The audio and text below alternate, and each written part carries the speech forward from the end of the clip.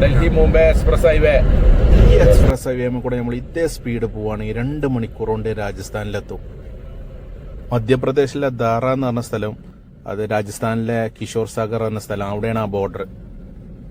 ഇപ്പം നേരം 4 മണിയാണ്.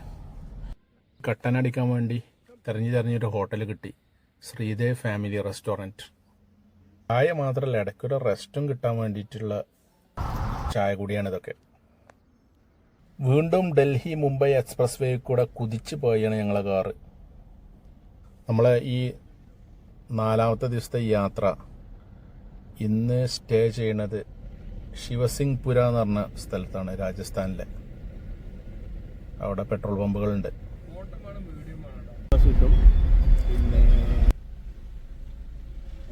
അങ്ങനെ രാത്രി 9:15 കൂടി ഞങ്ങൾ ശിവസിംഗ്പുരിയിലെത്തി. അവിടെ ഒരു പെട്രോൾ പമ്പിൽ സ്റ്റേ ചെയ്തു.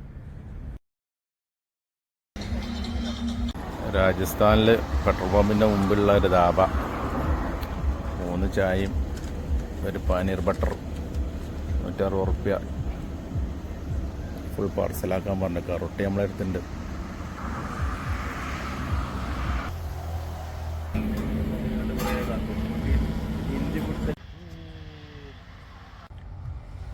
അന്നത്തെ ദിവസം പെട്രോൾ പമ്പിൽ സ്റ്റേ രാജസ്ഥാനിലെ.